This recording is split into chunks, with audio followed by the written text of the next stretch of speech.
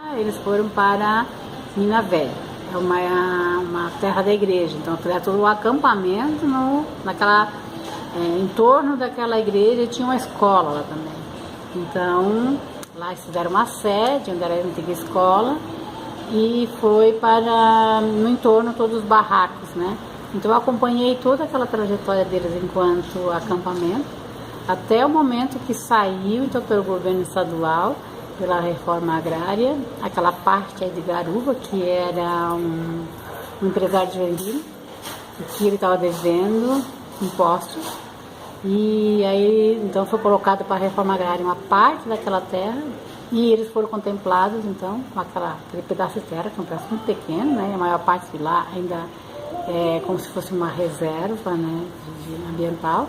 Então eles não podem desmatar, boa parte que tem lá, só uma parte muito pequena que eles têm lá para plantar. E aí eles viveram um tempo ainda embaixo de lona, né? Viveram, eu acho que mais uns 7 anos, 8 anos embaixo de lona. Até que eles conseguiram então formar aquele mutirão para fazer eles próprios tijolos. Eles não gostam nem que chamam de tijolos, blocos, né? Fazem com blocos de barro, bem poucos de cimento.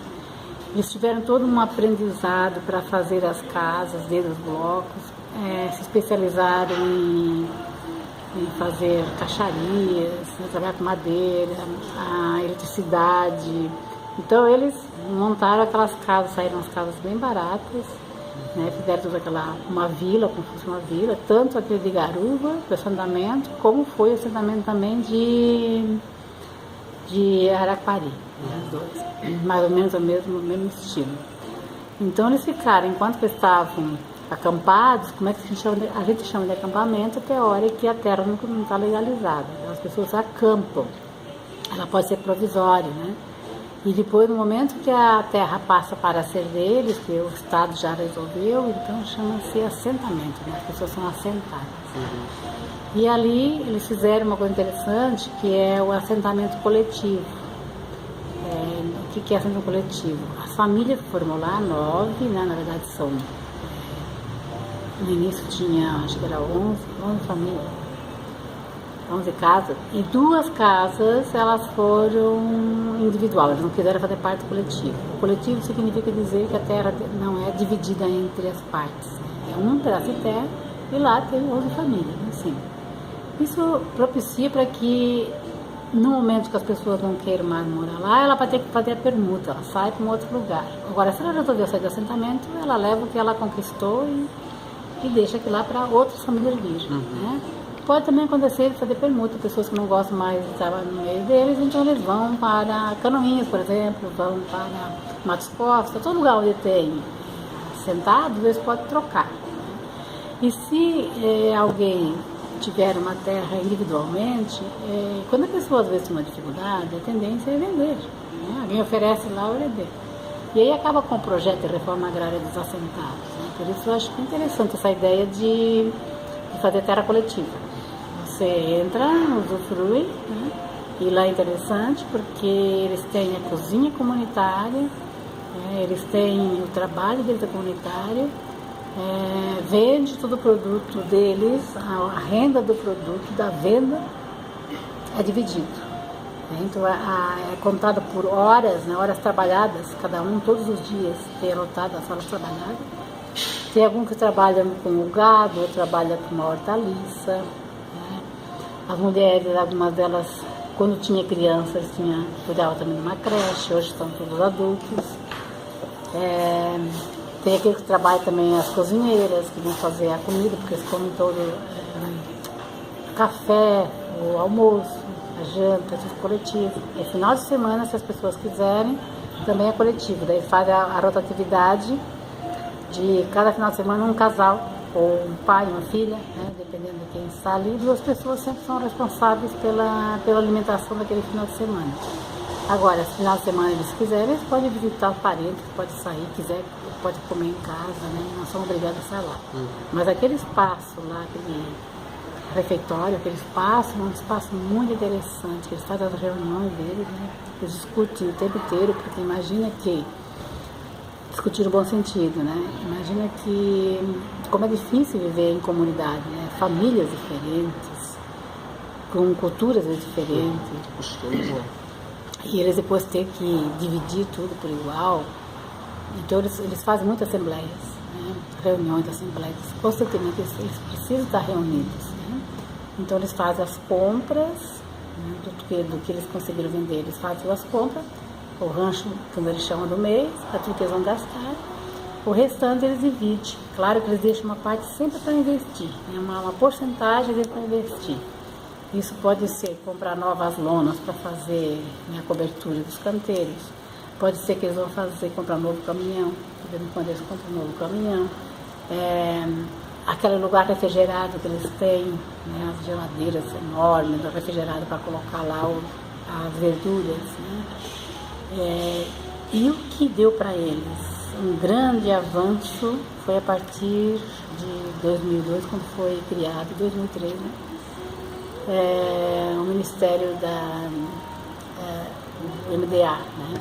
Ministério do Desenvolvimento Agrário, que foi para trabalhar exatamente com a agricultura familiar. Disso, muitos dos agricultores, independente se era sem terra ou não, dos assentamentos, estavam saindo da lavoura, né?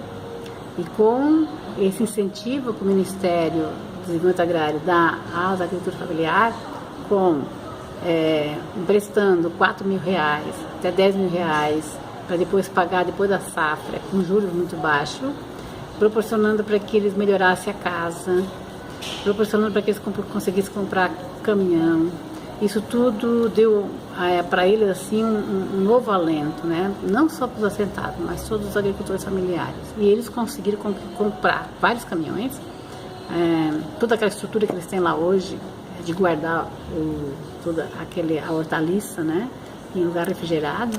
E eles conseguiram então desenvolver, né, tem internet, né, hoje, por exemplo, depois que o Ministério, o MDA conseguiu também proporcionar a merenda escolar, né, então assim, eles hoje aqui no estado, aqui no Norte de Santa Catarina, eles são responsáveis pela distribuição do mantimento, né, na merenda escolar.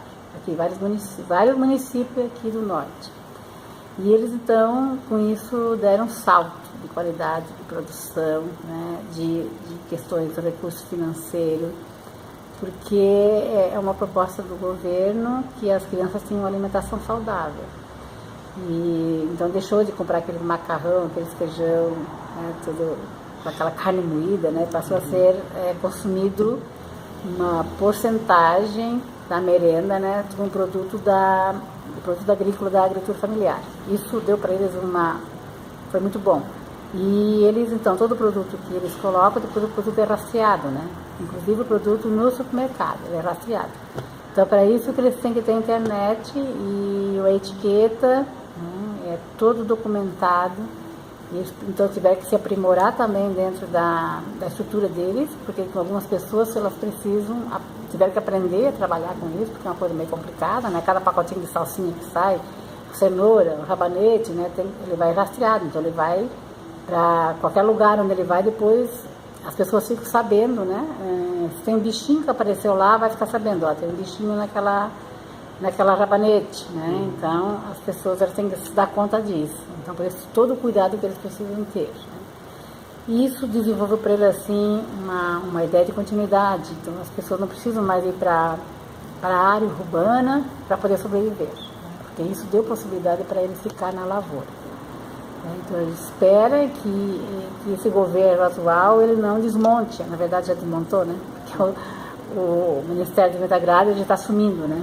Tirando, deixando só da agricultura. E da agricultura não é como, a agricultura vai trabalhar com commodities, a agricultura vai trabalhar com business, né? E esse pequeno ali, né? Os pequenos vão trabalhar com o MDA, porque o MDA vai trabalhar com a agricultura familiar. Então a gente espera realmente que eles não vão sofrer, né, com esse desmonte do Estado que está tendo hoje. A gente tem medo, e eles também têm medo, né, que isso possa acarretar para eles uma perda daquelas conquistas que eles têm e vão ter que vender inclusive as terras. Tomara que não. Que eles continue, né, se não tiver um corte do governo nesse sentido. Uma parcela dos agricultores saindo da área rural, porque eles perderam as suas terras, porque houve um incentivo do governo em financiar máquinas, mas quando eles tinham que pagar com o seu produto da terra, o próprio governo importava esses produtos e eles acabavam perdendo as suas terras para o banco. Isso levou então a aumentar a fileira tudo sem terra. E nós começamos a levar isso para as escolas, mostrar essa situação. Mas a mídia, ela também trabalhou ao máximo para fazer essa imagem de bandido. Teve uma vez que eles foram entrar lá para dentro do acampamento e teve a Iraci, hoje ela está em Canoinhas, uma mulher forte, e ela foi se defender deles, porque eles estavam com revólver, com cacetete, ela foi se defender e ela enfrentou eles com uma foice. Enfrentou com uma foice. E aí bateram foto dela e apareceu ela no Jornal Notícia, ela com aquela foice na frente dos policiais, e aquilo, claro que a mídia vai usar esse recurso contra ela, né, dizendo que isso realmente era a arma, um instrumento dele, não de trabalho, mas um instrumento de violência, um instrumento de guerra.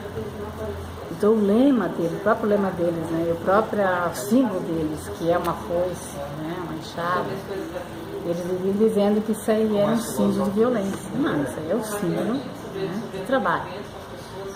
Tinha um padre aqui, o padre Carlos, ele trabalhava lá no Direitos Humanos também, ele trabalhava com comunidade. Eu aprendi muito com ele, então algumas vezes eu ia para lá por conta dele, né? Eu conheci o assentamento por conta dele, conheci o acampamento por conta dele. E ele de vez em quando lá rezava missa lá. E era uma coisa, uma simbologia muito interessante, porque no altar que eles improvisavam, ele colocava todos os objetos de trabalho, a foice, o machado, a enxada. Na mesa ele colocava, na hora de distribuir a hóstia, não era hóstia, claro, era o pão que eles faziam. Então repartia um pedaço de pão para o outro. Isso aí dava uma simbologia, né, uma harmonia entre o grupo que estava ali. E na hora de dar a bênção, ele não pegava água, não, ele pegava terra. Né? Ele incorporou o rito católico. Sim, exatamente, porque na verdade era a teologia da libertação, ele era um padre da teologia da libertação. Então eu pegava todos os símbolos deles, a própria terra, o símbolo da luta deles, e fazia aquele ritual não simbólico, mas da realidade. Isso fortalecia muito o grupo, né? Então, enquanto que tinha o Centro dos Direitos Humanos junto, né, o padre Carlinhos, aqui o próprio pastor Remy, aqui, hoje aposentado, aqui da Igreja Luterana, que ajudou muito eles, ajudou a comunidade a compreender que eles eram trabalhadores, né, fazia a sua pregação com os luteranos com relação aos sem terra como trabalhadores, né, com falta de oportunidade. Isso deu, devagarinho foi se conquistando, né, para que eles tivessem um mercado, para que eles fossem plantando, para que eles fossem conquistando os direitos, né, as casas, inserindo no mercado. Aí em Garuva tinha um rapaz que, nossa, aprendeu e sabia muito de ervas demais, ervas medicinais. Aqui em Araquari também tinha uma mulher, a própria Iraci. E eles começaram a incentivar a Garuva para eles terem uma unidade básica de saúde, criar, né? Fazer a secretaria, criar uma secretaria de saúde que não tinha. E começaram a tratar com as ervas, e começaram a ser reconhecidos pelo trabalho deles com relação à saúde. Então eles começaram a fazer parte depois, né, do Conselho da Saúde, a partir de todo o conhecimento que eles tinham das ervas, estão devagarinho assim em Garuva. E teve um prefeito em Garuva que olhou para a causa deles e começou a enxergar de maneira diferente, sem ser bandido. Olhou como